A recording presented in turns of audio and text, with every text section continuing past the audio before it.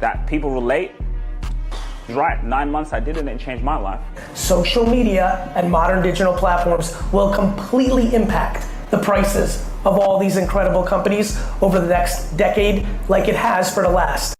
For those of you who don't know Sugira, welcome to Sugira. He's the co-founder of ETS Rubasha Media.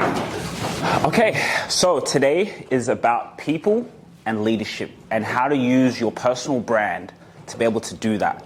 Because guys, let's be honest, you need to influence people, right? People are the ones who pay you guys your money, right? How are you going to get someone to do that at scale? Leadership. How many of you guys are leading a team at the moment? How many? 1 to a few? 10. There you go. So you need to lead people, right? And so that's why this is so valuable. So I want this presentation to be about you. Right? Just like the way we make content, it's about what's in it for them. What's in this for you? So I want to open this up for questions. I don't want to go too much about me, but how can you guys come away from this meeting motivated to say, yes, I can do this. I believe in me. I can influence people. I can be the leader that you've always deserved to be. So I'll give you a little bit of a backstory. I'm from Kenya, a first-generation immigrant family. We came to Australia when I was about 3, and we've been here ever since. So I got here by accident. I shouldn't be a business owner. I've been an athlete all my life, but what I did was I turned the camera on my life. I said, let me document my journey. I was overseas, and so just me doing that led me to creating a business out of it, right? I was just expressing my authentic self because from a young age, I always wanted to do that. I always wanted to be talking to people. I always wanted to get the gift out that I had. Right? And I didn't know it would come out this way. Back when I was growing up, there was TV, there was gatekeepers. Someone could tell you that you can come in and do this. But now, no one can tell you anything. So as a business owner, you guys all have that power. You can influence people and you can be the leader. And so by building a brand on social media, it allows you to do that.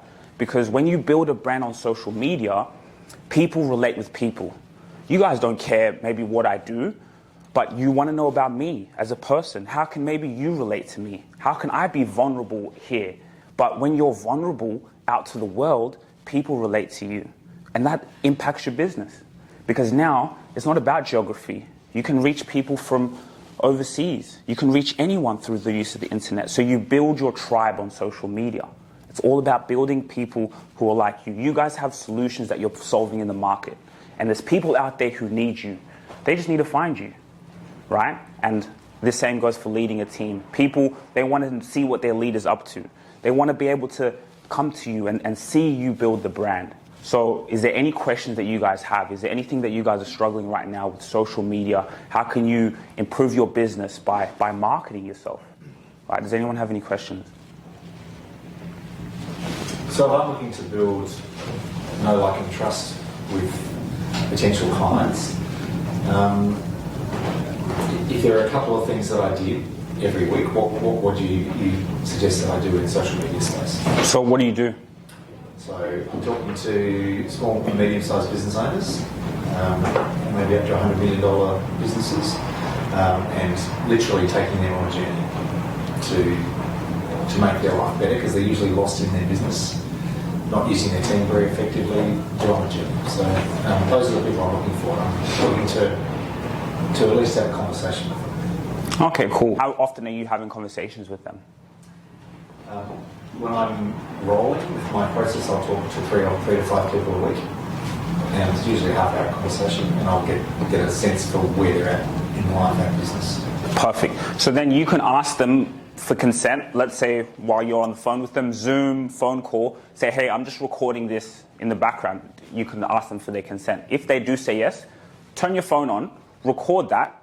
Now that becomes content, because a lot of people get confused. A lot of people think you have to create content. Oh, I don't have time for it. Like I'm doing here. I'm doing this Excite presentation in front of you guys, but now I have the camera here so other people can relate to that. So you can just record the call, you're documenting it, you're doing it, you're in operations, and now there's going to be things that you say that are powerful to that person, that are helping that person. So by you recording it, there's going to be someone else who has that same problem, and now that person can get in touch with you.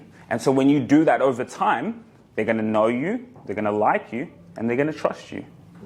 So just document it. You're having a phone call, turn the camera on. It's a really good idea. I feel like I've been on so many Zoom meetings where people have said that to me, or they've said something really powerful, or I've said, and somebody said to me the other day, oh, that was really great, I wish I had that recorded. And so, right, like when we do have a lot of Zoom meetings, so that's really easy. Yeah. Louise, you had a question?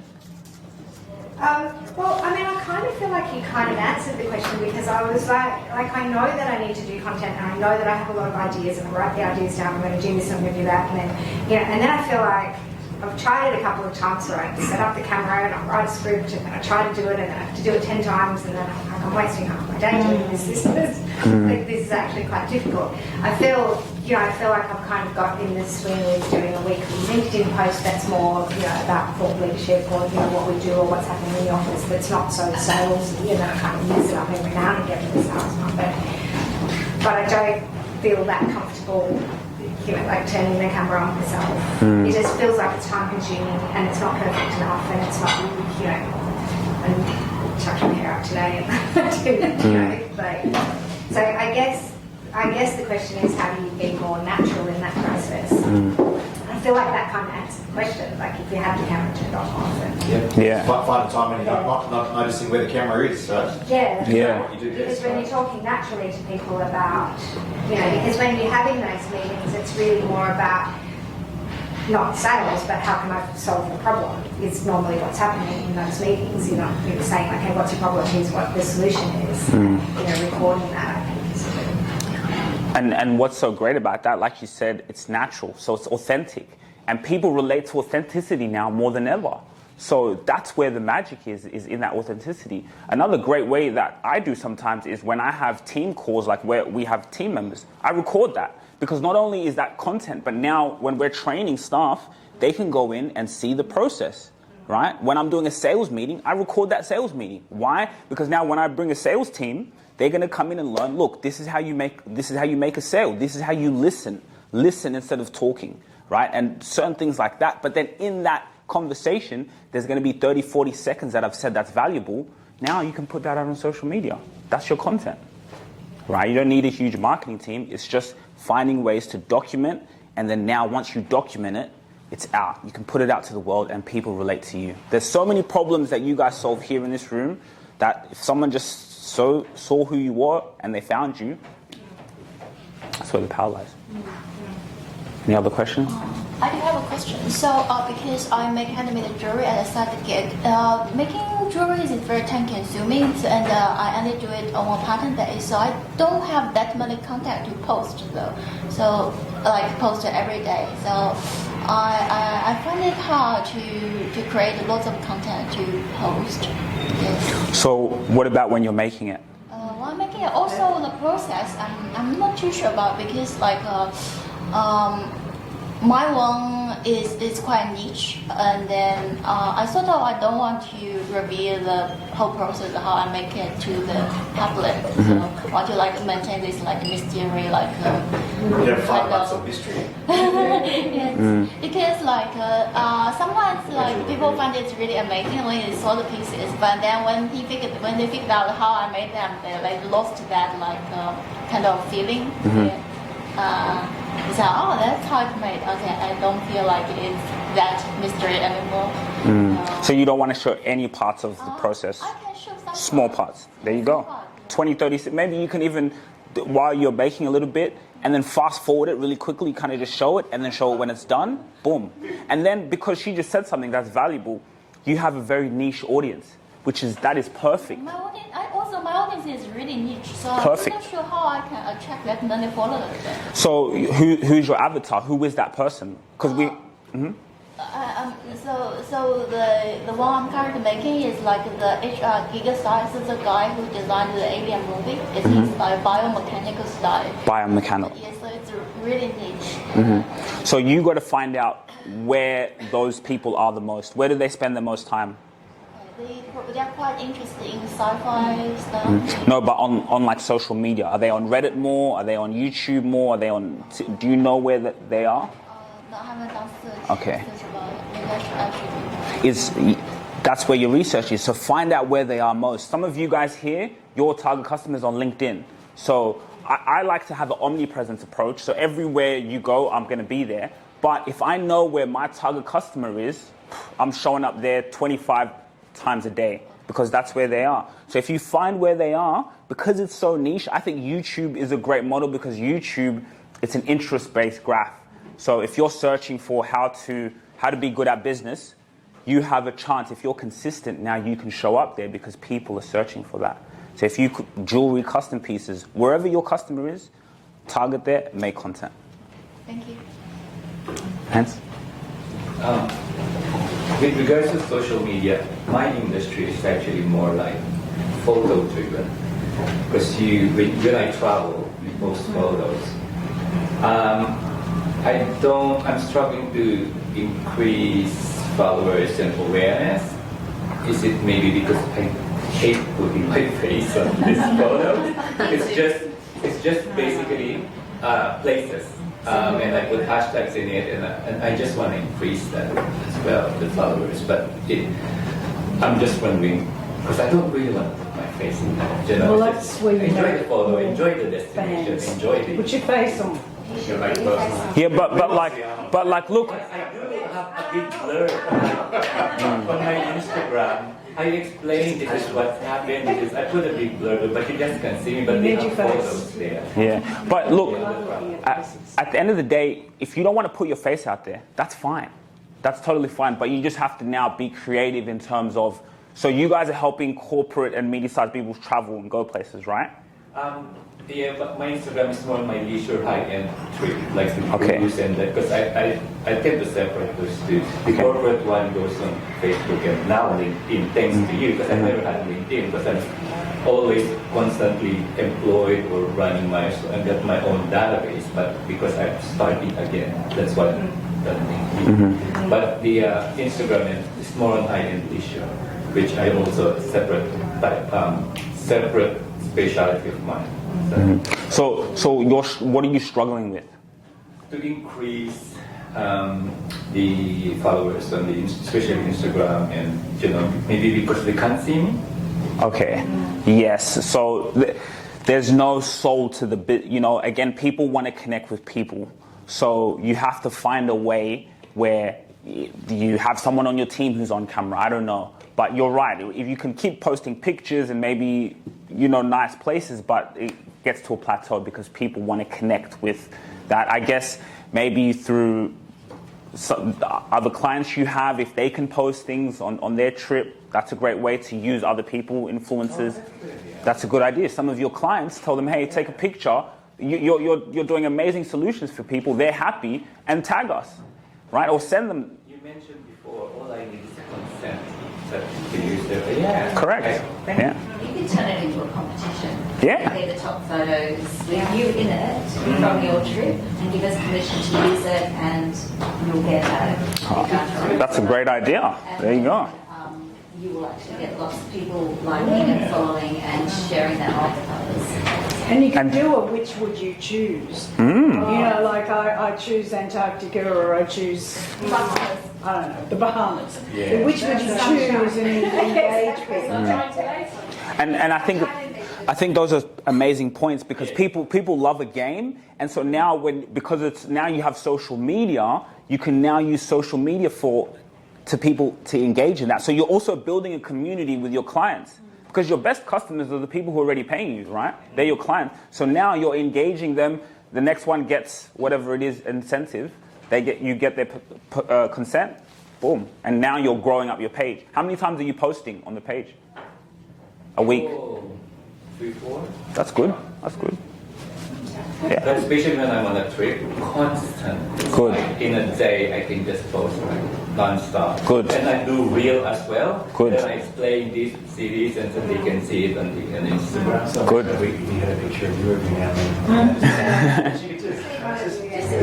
It's fun to camera. It's like what I do is I ask my partner to take a photo of me, but the back, and then my back, and then the scenery there, and I the selfie thing. You just gotta take yourself back a few years.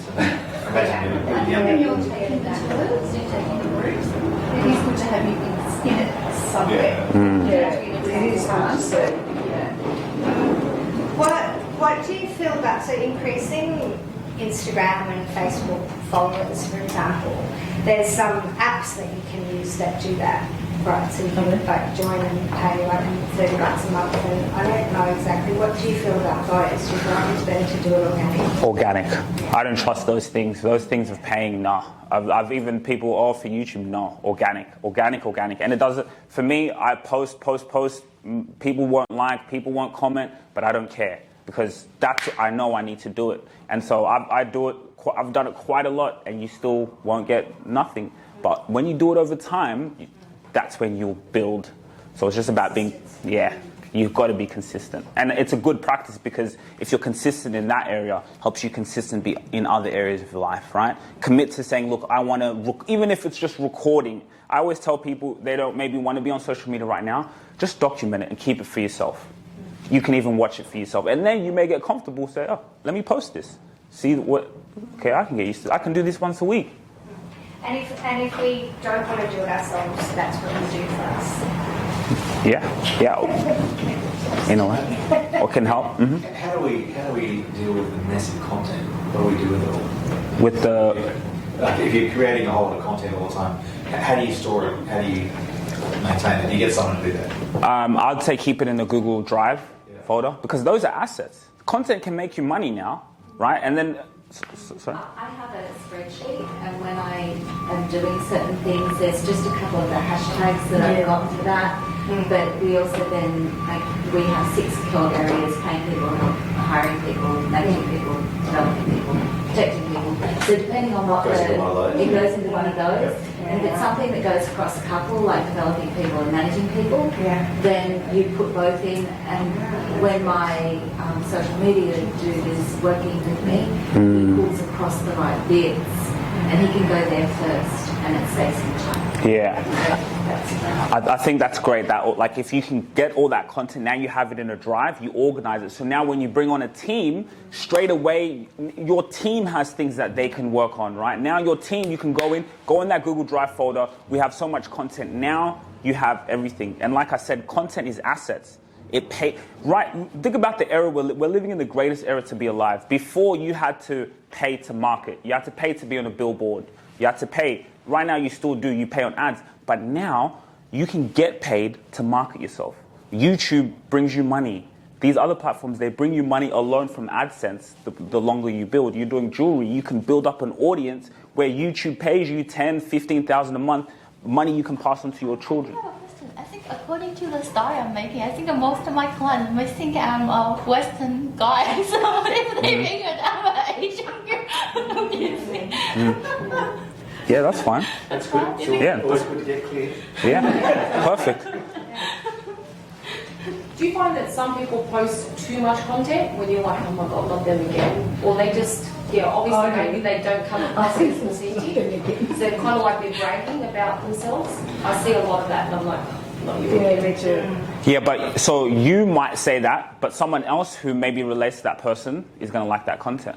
So there's no such thing as too much content because no, you know why? Because the algorithms love that. That's how these algorithms get paid. So there's no such thing as too much content. And again, could it be not too much content, but just regurgitated the same thing over and over again? It's like repeated, and you're like, didn't you just say that last week?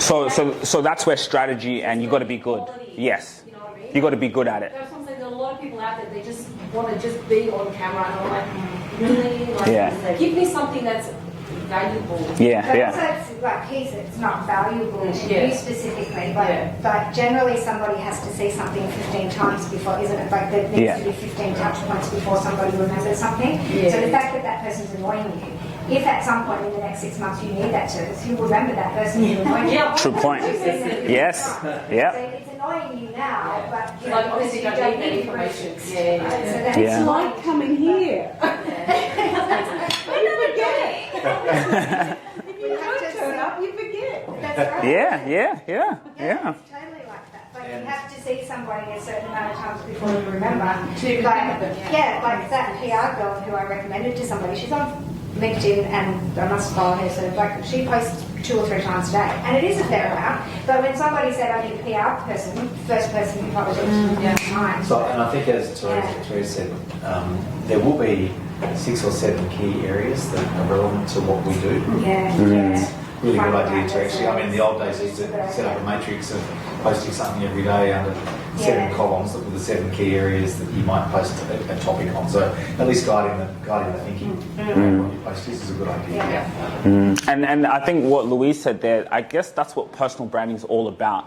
You want them to think when it comes to travel, oh, I got to come to Lance, right? That's what, like, when it comes to tech, I got to come to Louise. That's what personal branding is. That's actually a good point, right? That you keep seeing this person do this. You might not buy from someone for a year, 2 years, but if you keep seeing that person, when that solution comes, you're, oh yes, that person, right? So that's what I think is so key. Finance, all your industries, it allows you to become an expert.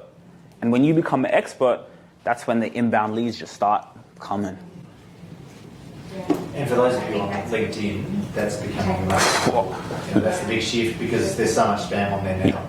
It's actually being legitimate and authentic and being a leader that allows you to get that better. I saw a video with, do you guys know Gary Vee? Anyone know Gary? I saw a video of Gary Vee, and this was what not changed my perspective, but it hit the light bulbs. He said, post on LinkedIn consistently for 9 months straight and it's going to change your life. And when I saw that video, because I already had so much content, but I was doing it in Instagram and TikTok, it was good, but I was wasting, those are not they're just there for entertainment. So yeah, they'll like a great content, but next, skip. But then when I saw that, LinkedIn is where all the underpriced attention is. LinkedIn is like when TikTok was first kind of starting out. So I just can't believe, I'm like, if you're in business, LinkedIn is a gold mine right now. And if you supply great content that's authentic, that people relate, come back and tell me he's right. 9 months I did it and it changed my life. I've been doing every Tuesday morning for probably that time. And I got 2 LinkedIn leads last week. What do you think? So tell me how that experience has been. Yeah, well, so I mean, I think that I've had a few people contact me. So I'm not like I make friends and I don't do outreach on LinkedIn, but I just do. I think I do like a thought leadership, which is really just about this happened to us, or we did this, or this is and then once a month we'll do one that's a bit more salesy. Like yesterday was specifically to the aged care industry and how they can help. Here's 10 tips of this, or 5 tips of this, or 6 tips of that. And so I just friended a few people. So because like on LinkedIn you can friend 250 people a month. So every now and again I'll just go, I'm looking for aged care people in this bar, and I just connect, and I don't actually say anything because I don't want to be salesy, but then the next week I'll put something on that's related to those contacts. And I did that on an aged care one, and then somebody called and said, we've got a problem with our website, can you fix it? Put it up, they did an instant message to me, and then they called. And that'll be great clients. Yeah, well actually she was a marketing person in the aged care industry, so she's a perfect referral partner, so now we're set up to have a conversation about that. And so, I mean, I get 100 messages a day from people who are trying to sell me something, and that is a bit annoying to me. But, so I have found that it's made quite a difference. Yeah. I think, and also the timing. I don't want to kind of go over it. But a great thing with LinkedIn, if you get Sales Navigator, I think it's worth the money, because you can target your direct customer.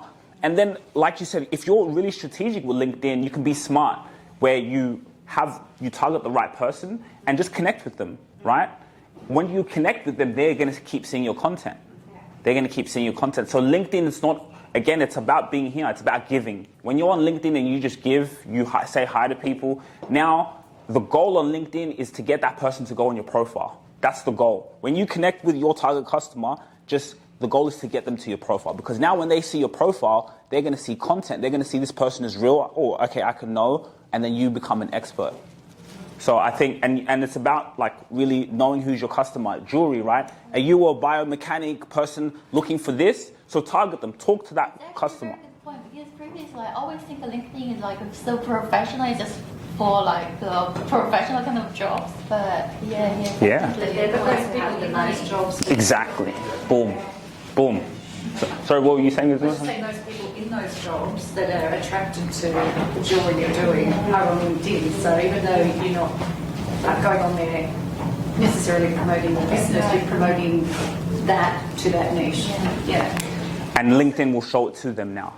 I also feel like you can friend lots of people on LinkedIn and people want more followers, right? So everybody's happy, but people will just say okay. Like nobody says no. It's true. Yeah. I do. But I I do. You kind of want to have, enough connections. You don't know who There's only some I say no to, like the ones. Yeah. We can do your YouTube, kind of from certain countries. Right. I don't mean to be rude, but but if it's like a business, I'll connect. I want to ask you what sport it was that you were doing. Soccer, football. Wow. Football, yeah. I just say yes The to difference everybody. between direct message to I can see you coming. Many things follow. Yeah, that's So what they it is. connected. Yeah. And like, why did you don't want to send you anything? Yeah. And that's funny because it might only be 1 in 100, but it gets you every time. It's funny too. Like, I get a connection and I'll accept it, and then you get that instant message saying I just want to connect. My name is Sugira Rubasha, the co-founder of the Rubasha Family Podcast. Now, I know you have a story to tell.